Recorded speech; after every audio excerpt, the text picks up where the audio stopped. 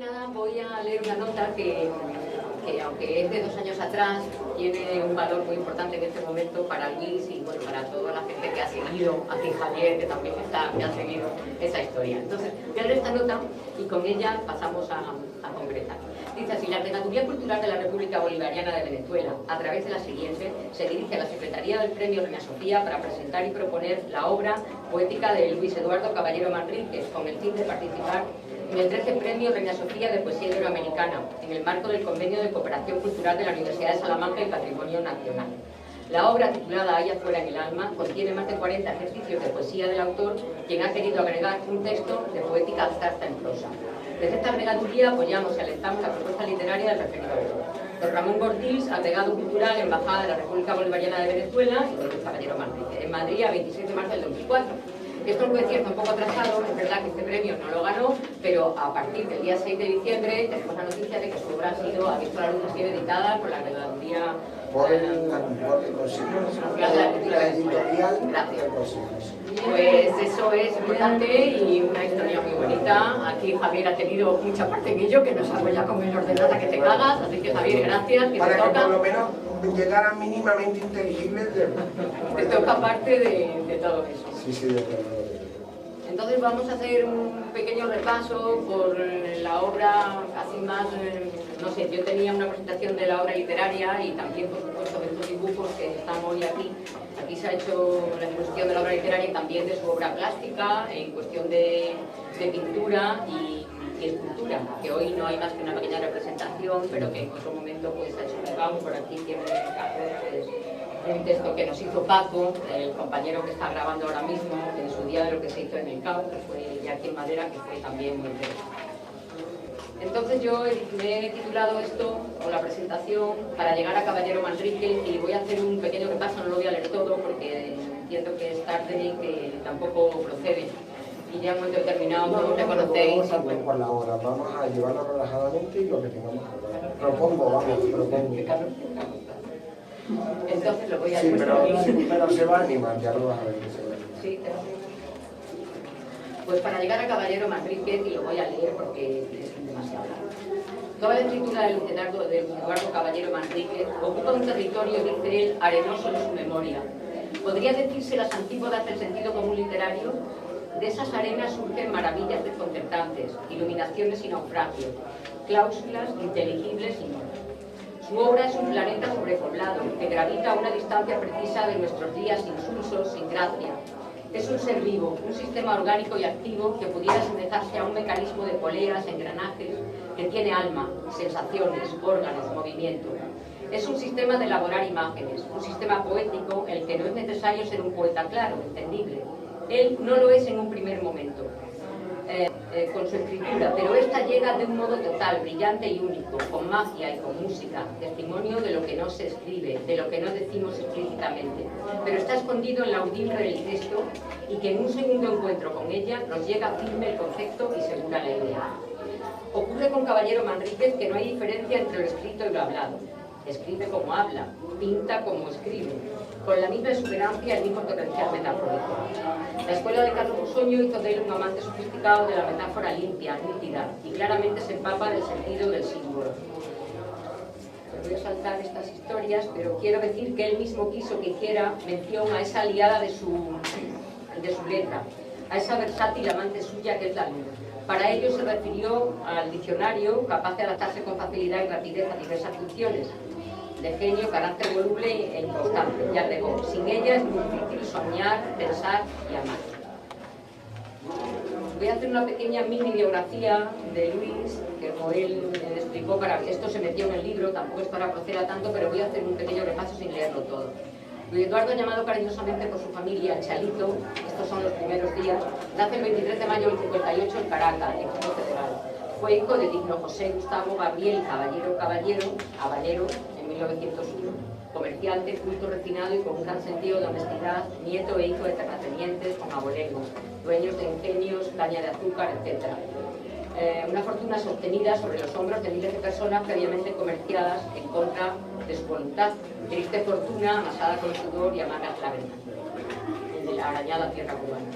Es también hijo de Andrea Leontina Manríquez Martínez, hija de India y de Negro, huérfana de ambos progenitores a los 3 y los 6 años. Llevó una vida de esfuerzos, calamidades y mucho trabajo, con escasa formación académica, pero con suficiente y vasta cultura originaria criolla. Autodidacta y clarividente que la llevó a entender acerca del espiritismo venezolano y de estudios de metafísica, actividades con las que contactó Luis, desde luego, desde los 11 años, hasta que por conciencia, pero con respeto a la idiosincrasia nativa, se desprendió de tales creencias. En comentario acerca de Leontina dice: fue y seguirá siendo una mulata fiel al recto proceder, el cual inculcó a sus 4 hijos. Bueno, y eso también parte de toda esta biografía, que quizá en este momento no es tanta... pero sí un poco decir aquí que la separación de sus padres a los 11 años le obliga a mudarse infinidad de veces, en muchos lugares de Caracas, ¿no? De Caracas y de Venezuela así, para viéndose obligado a dejar sus estudios. Entre otros puestos de trabajo consiguió entrar en el Ministerio de Transportes y Comunicaciones y en la CAM venezolana, y luego vuelve al estado de Aragua y allí mismo no deja de recordar con cariño y añoranza un puesto laboral que representó mucho para él y su toma del pulso callejero. Él fue guarapero.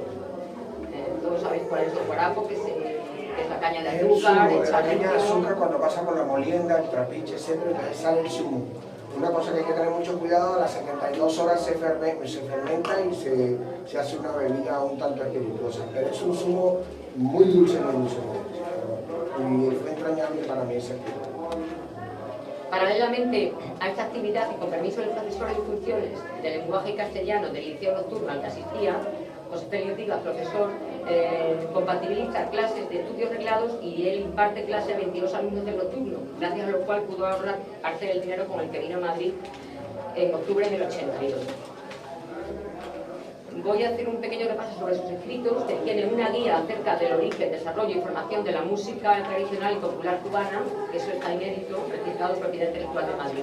Y unos textos sociopolíticos, son 6 ensayos titulados Textos de a bordo, desde la sensación hasta la letra, que es un primer poemario publicado íntegramente en la Revista Internacional de Poesía Alba, y ahora pues este que nos toca citar, Ahí afuera en el alma, un segundo poemario, aquí decía inédito, en este momento ya no es así, registrado también en la Propiedad Intelectual de Madrid. Ya sabéis que tiene edición. Luego tiene unas obras plásticas, unas tallas en madera, en plomo, pinturas de diferentes texturas, de mezclada procedencia, ejercicios y experiencia de reciclado, dibujos en carboncillo, lápiz, tinta, yeso, figuras en varios metales, sobre todo aluminio, y un montón de dibujos que tenéis ahora a la vista a mano alzada en el ordenador. Yo tengo aquí una cláusula en la que yo misma me dirijo y digo admiración del poeta, y digo así: admiro su manejo de fuerza que lo arrebatan, que parecen van a destruirlo. Admiro su poder sobre este reto hecho a sí mismo, disolviendo la resistencia, pleno de cuerda locura, que destruye el lenguaje y lo crea, que no tiene pasado y que al mismo tiempo es milenario, le gusta aquello que nunca probó y aquello que prueba todos los días. Estimulado por lo difícil. ¿Es difícil en verdad, caballero Manríquez? Pienso que hay en él una ruptura con nuestros hábitos de lectura, una subversión de nuestras costumbres, una verdadera y auténtica conmoción que en nosotros se produce cuando enfrentamos el hecho escrito en papel. La dificultad se convierte en estímulo. Hay oraciones que se enredan en delirantes versos, construcciones sintácticas que nada tienen que ver con el sentido común, entre comillas, literario, o la idea de buena literatura en el sentido escolar, gris y acomodado. Es una literatura realmente explosiva, delirante, luminosa, hasta el encenecimiento. Sentimos, tocamos, olemos, vemos y gustamos los versos, los vivimos envueltos en un vértigo de rico, brillante vocabulario que abre simbólicas puertas a otros mundos, a otras miradas, a otra luz. Planos del aliento, del aire vital, la mente, el conocimiento, la luz, al espacio, a la indestructible, dignidad de un vencido del espíritu, a la sensibilidad del atleta que, sabiéndose de fondo, conoce su esfuerzo y la aceptación de su voz, que abraza el desorden y el vértigo del tiempo, que, como decía el poeta, los pobres, los humildes, los miserables, los desesperados se han puesto definitivamente en marcha para llevar a cabo la revolución, para hurgar en la razón, en el profundo interior de la angustia o en la centelleante falla de la ausencia. Conmueve hasta tal punto la obra de Luis Caballero que transforma el ánimo y el entorno inmediato. Ves avanzar la luz, sientes en la carne el abrazo infinito más allá de la casa de la muerte. Aclimata la piel de la vida, aunque la invada el silencio o la locura. y siempre tiene a mano ese dardo perfecto que pulsa el corazón latiendo. Extraña sensibilidad, exquisita belleza en su dicción, intensidad, emoción. Frases muy propias que no siempre alcanzan su final o conclusión como el lector creyera. Puede ir del hondo lirismo hasta la austeridad necesaria, de tal manera que también hablara su boca materna, propiciando otras formas de figuras del mismo idioma. Con armonía, serenidad y música, el poeta aspira a liberar a través de la imaginación la visión y el conocimiento. Por eso me atrevo a decir de él lo que Octavio Paz dijo de Rubén Darío: su poesía durará lo que dura el castellano, porque es sencilla, porque es enérgica, porque es vital y relata a la humanidad desde la alegría a la angustia, pasando por el delirio, llegando a la parca que a todos nos gusta, haciendo un relato sin disfraces de la existencia. ¿Por qué Caballero Manríquez escribe así? Luis Caballero no está interesado en el cumbre ideológico de las estéticas al uso. En todo caso, él puede querer, de modo preconsciente, me atrevo a decir, una intraestética, el estallido de un arte mayúsculo en el seno, desde luego, de un mismo idioma. Aprovechar las energías del español, del castellano, por todas las vías posibles, de Quevedo, Góngora, Rubén Darío, Jorge Luis Borges, Cortázar. Su poética es así original y brillante, rompe costumbres y trata de utilizar la mayor cantidad de palabras, ordenándolas de un modo lo más inteligente, elaborado, resonante, original y conscientemente posible. Consigue su propio estilo, sus maneras, su modo de desconcertar, de descentrar y sin duda de deslumbrar y emocionar. Escribe con libertad absoluta de imaginar y de convertir esa imaginería, esa inventiva, en mágicas secuencias.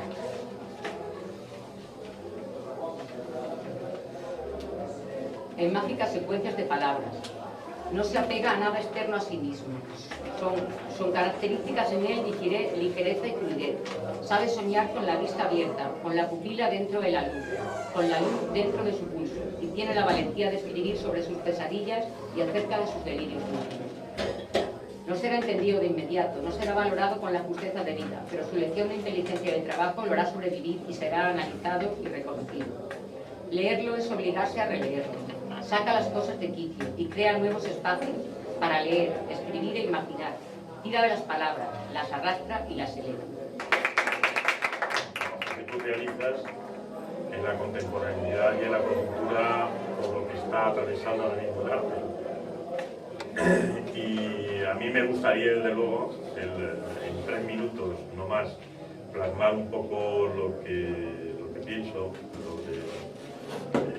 el espacio del arte donde se desenvuelve Luis y lo que cada uno de nosotros diera esa opinión. Yo creo que el estar aquí a las 10:15 un miércoles, una de dos, o te escribes totalmente a Luis Caballero porque te ha convencido en algo, o te gusta realmente ese tipo de cosas, que uno entiende por arte. Yo intentaría llamar vuestra atención sobre 2 elementos que, si queréis, luego comentamos más ampliamente.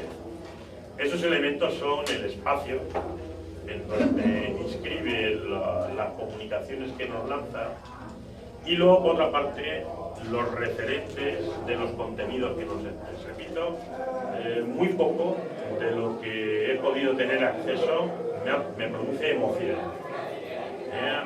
Algunas de las obras, no todas, algunas de las obras de Luis, sin embargo, sí me producen esa emoción. Y es quizás porque piensa en algo. Porque es capaz de, en un contenedor de basura, ver un trozo de madera y decir: ahí estoy viendo una mujer embarazada. Y es capaz de retocarla mínimamente para relanzar esa figura, esa figuración que a lo mejor él técnicamente es incapaz de plasmar. No le veo como un Miguel Ángel puliendo un bloque de mármol, ni le veo tampoco pintando, ¿verdad?, la Capilla Sixtina. Técnicamente, evidentemente, no creo que él conciba eso. Sin embargo, en su cabeza sí está esa figuración que luego, sin embargo, con las manos no es capaz de plasmar. Ahora, por eso planteaba antes los acontecimientos de este fin de semana, paradójicamente lo que se lleva precisamente es pensar el arte pictórica y en el poemario. El plantearnos un espacio de 2 dimensiones. Yo creo que nos ha planteado si técnicamente o no pues sería capaz de representar algo más. Yo creo que ni se lo ha planteado, sino que se mueve directamente en un plano de 2 dimensiones. ¿Por qué? Porque realmente lo que nos quiere dar es la noticia. no se quiere recrear en la imagen, no se quiere recrear en el concepto, sino que nos lanza como si fuera una especie de periodismo del arte. Está absolutamente lleno de acción, de dinamismo. Es más, si os dais cuenta, la forma de componer el espacio interno es bastante difusa. No podrías plantear ningún elemento de centralidad. Quiero comentar que me chirriaba desde un principio. Llevo mucho tiempo con estos dibujos dentro y salen por primera vez ahora esa lengua terminando en dedo, 30 segundos, esa lengua terminando en dedo, todo esto, y claro, han venido aquí con el nombre de autorretrato. Ese era el chirrido que... Bien, de todas maneras, me vas a permitir, Luis, que quizá de un primer vistazo, como ocurría en las primeras rupturas pictóricas del principio del siglo XX, pues no encuentras realmente, no sabes lo que estás viendo. Bueno, tienes que buscar elementos referenciales. ¿De acuerdo? Bien, en esos pocos, un ejemplo que podríamos coger otros, tienes esos elementos residuos. Es el Picasso y el Guernica. En cierto sentido, parece una persona excepcional. En cierto sentido has intentado, yo creo que te causó muchísimo impacto, y has intentado, yo creo, reproducir los contenidos siempre en base a la violencia que generan las situaciones sociales en los que se producen. Hasta en una mujer preñada, que hay varias, o en una madre que pintas, no sé ahora mismo dónde lo tienes, cualquier Cristo, que no sé dónde tienes el Cristo tampoco. Es que buena parte de la exposición anterior es nada de lo que está aquí. Todo esto es absolutamente prácticamente nuevo. Todo bien, porque todos más o menos conocemos la obra, excepto alguno, de Luis, que yo creo que es lo rompedor, porque yo no he visto esos elementos tanto en la distribución del espacio pictórico como en la parte del lenguaje pictórico, en lo que hace a los contenidos.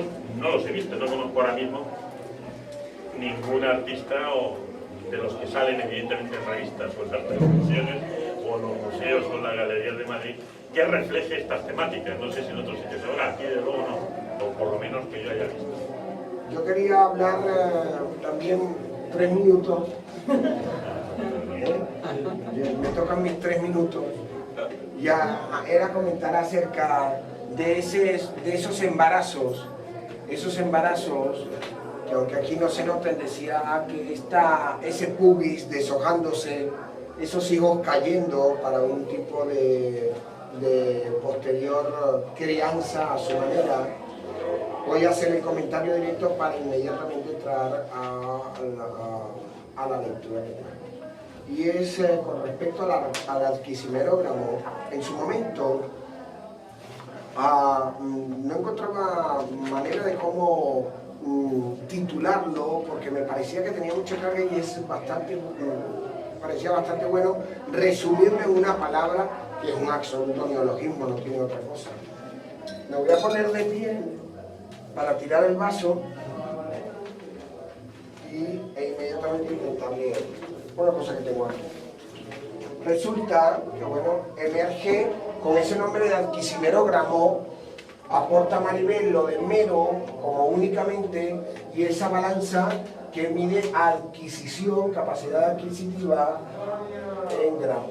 La mujer efectivamente pesa lo que pesa con ese tonelaje de por medio que todavía tiene que sacar adelante.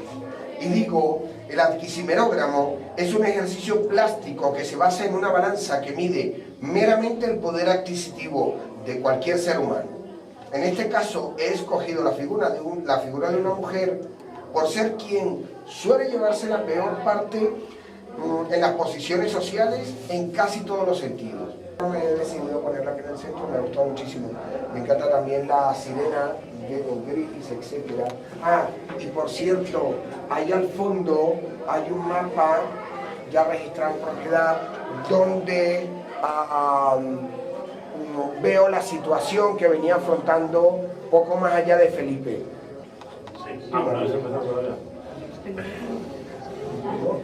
No voy a leer poesía ninguna porque yo creo que la quería leer, pero sí voy a decir una cosa respecto de lo del tema literario, porque hoy día, en el marco de la literatura y de las ediciones y de los libros, ya que ha surgido la bonita historia de haberse editado este libro, pues hoy en día la cultura se la lleva al escaparate y se dice que es cultura todo lo que se vende. Realmente, aparte de ser una bonita palabra, cultura puede definir al ser humano, puede definir a un país, a un pueblo, a una etnia.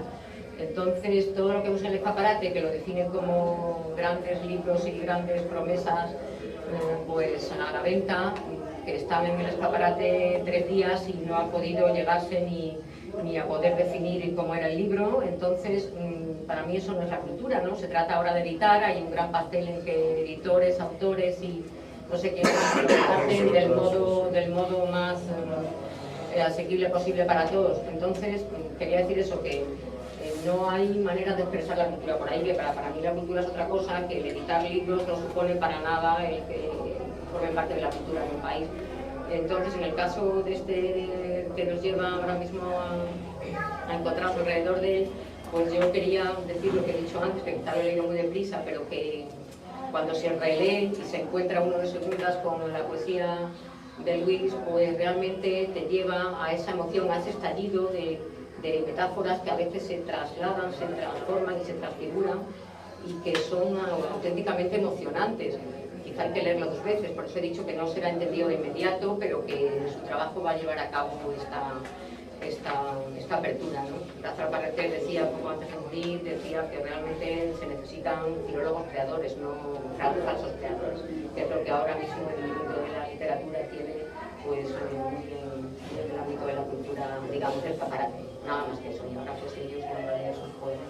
Sí, entonces, como introducción a la poética, antes hemos hablado de toda la parte pictórica.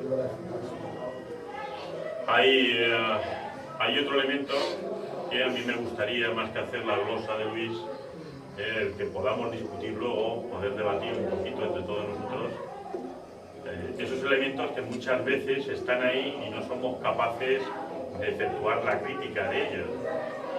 Cuando hablamos de poesía, de poética, yo creo que la gente lo que espera es encontrarse con algún tipo de distorsión del lenguaje, de tal manera que suene casi en términos musicales y que además venga un tercero y diga que esa distorsión ha sido o es buena.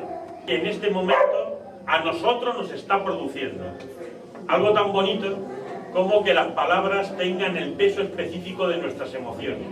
Ojalá en la vida cotidiana esto fuese verdad y pudiésemos dar la emoción que nos está produciendo la situación al resto de la gente que tenemos delante de nosotros. Sería precioso.